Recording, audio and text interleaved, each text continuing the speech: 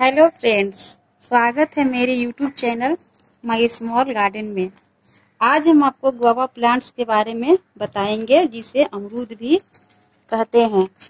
वैसे तो अमरूद का पौधा नहीं पेड़ होता है, और गमले में लगाने की वजह से हम इसे पेड़ नहीं पौधा ही बोलेंगे। फ्रेंड्स, फलों और फूलों के जो बड़े बड़े पेड़ होते हैं, उनका ग्राफ्टेड प्लांट्स आ जाने से हम उन्हें गमलों में लगाकर उनका लुत्फ उठा सकते हैं। और मेरा ये जो अमरूद का पौधा आप देख रहे हैं, ये भी एक ग्राफ्टेड प्लांट ही है।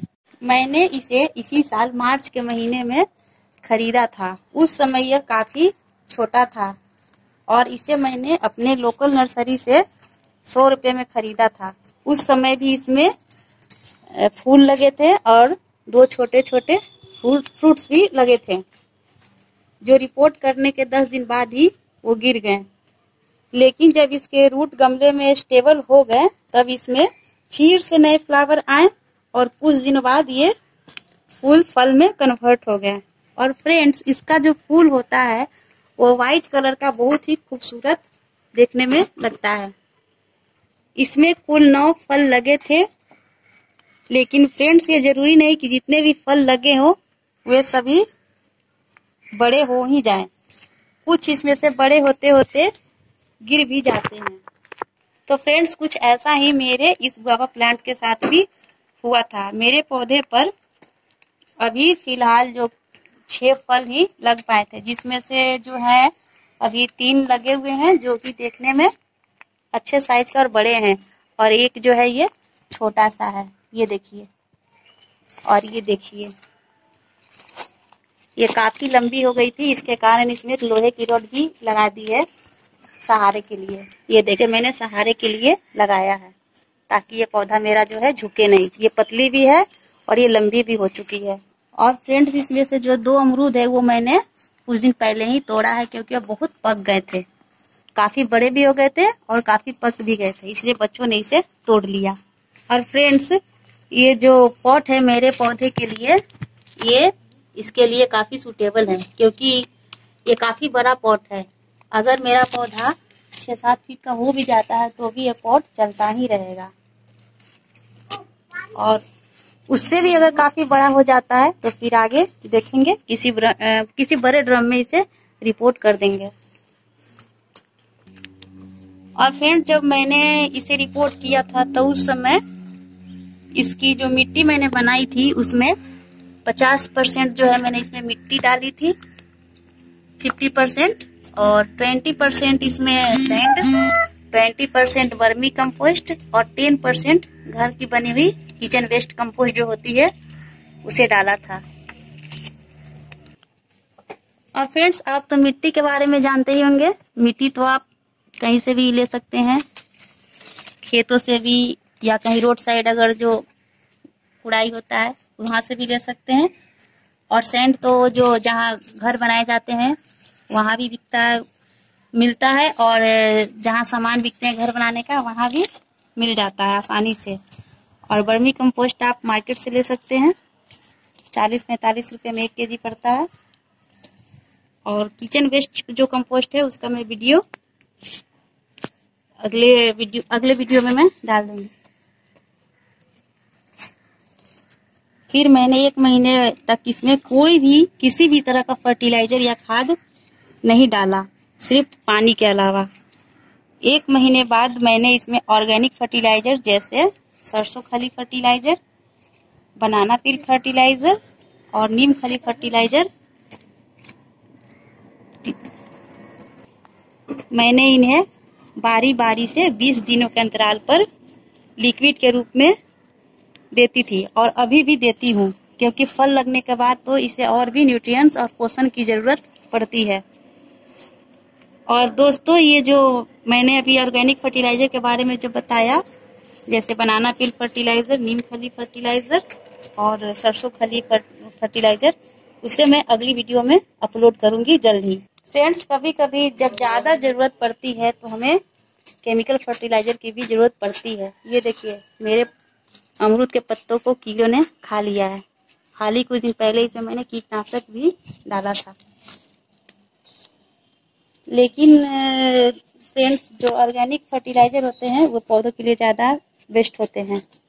हमें उसी पे फोकस करना चाहिए, क्योंकि ये खाने वाले हैं, खाने वाले जैसे फल हैं, तो हमें इस पर ऑर्गेनिक पर ही फोकस करना चाहिए।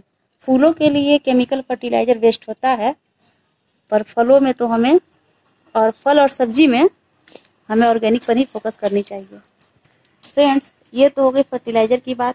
अब हमें इसे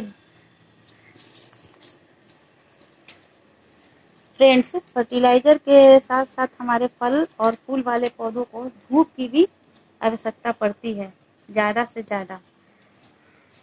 अमरूद के पौधों को भी कम से कम 7-8 घंटे की धूप चाहिए ही चाहिए। इसलिए हमें पॉट ऐसी जगह रखनी चाहिए जहाँ अच्छी धूप आती हो। अगर पॉट के पास धूप नहीं आती हो तो पॉट में लगाने का एक ये भी फायदा है कि हमें पॉट को उस जगह पे कम से कम 4-5 घंटे के लिए सही रख देना चाहिए। अगर किसी के घर में अच्छी धूप आती है तो कोई बात नहीं, अच्छी बात है, पर हमारे यहाँ नहीं आती है, तो इसलिए मेरा जो पॉट है ये बीच छत पे कभी कभी रख देती हूँ, देखिए। और बच्चों का जब खेलने का जरूरत होता है तो इसे मैं साइड कर देती हूँ उठा करके,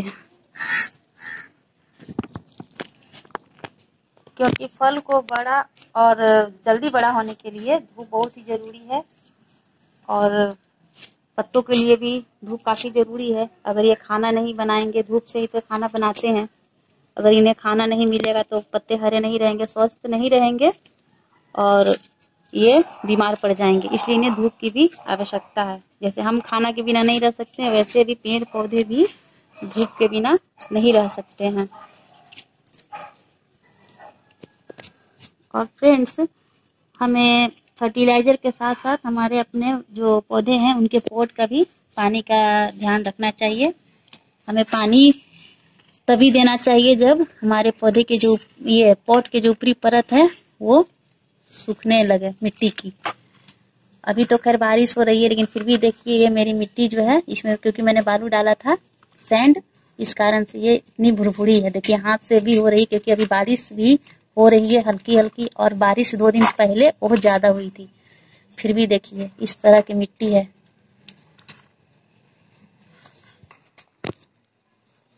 ओवर वाटरिंग से हमें बचना चाहिए, क्योंकि ओवर वाटरिंग से जो होता है वो पौधों को नुकसान होता है। और गर्मी ज़्यादा होती है तो मैं तो अपने गमले में, जितनी बढ़िया पॉट मेरी देख रहे हैं, उसमें मैं 24 घंटे में, या यूँ कहे कि एक दिन में मैं एक ही बार पानी देती हूँ, जो कि 2 लीटर के बराबर अंदाज से होता है, वो भी काफ़ी गर्मी पड़ने पर। अभी तो खैर बारिश है, इसलिए मैं रोज़ रोज़ नहीं देती हूँ पानी। बारिश होती है अगर लगातार और उसके बाद धूप निकलती है तो 2 दिनों के बाद पानी डालती हूँ। और दोस्तों, पॉट में लगाने वाले पौधों को अगर जब लगाते हैं पॉट में, तो हमें मिट्टी डालने से पहले कम से कम गमले में 3-4 बड़े बड़े होल कर देने चाहिए। इससे ये होता है कि ऐसे गमले में पानी टिकते नहीं और वो नीचे से निकल जाते हैं। गमले में अगर ओवर वाटरिंग हो जाती हो तो इसके वजह से भी, या कम पानी अगर डालते हैं तो इसके वजह से भी हो सकता है कि पत्ते गिर जाएं, फल झड़ जाएं, फूल भी ठीक से नहीं आते हैं। इसीलिए हमें हिसाब से ही पानी डालना चाहिए। ज़्यादा पानी डालने से तो जड़ भी सड़ जाती है। अभी तो बारिश हो रही है, लेकिन पहले जब गर्मी पड़ रही थी 1 महीने पहले, तब उस 20-25 दिन पर मैं इसकी गुड़ाई कर देती थी। इस तरह से किसी चीज़ से गुड़ाई कर देती थी। पर बारिश जब हो रही हो उस समय ना करें, और जब धूप निकल रही हो उस समय मिट्टी की गुड़ाई करनी चाहिए। तो दोस्तों, आज के लिए इतना ही। मिलते हैं अगले वीडियो में किसी नए पौधे के साथ। फ्रेंड्स, अगर इससे रिलेटेड कुछ जानना हो तो हमें कमेंट बॉक्स में कमेंट कर सकते हैं।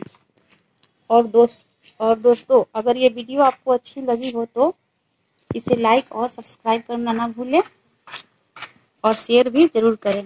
Thank you.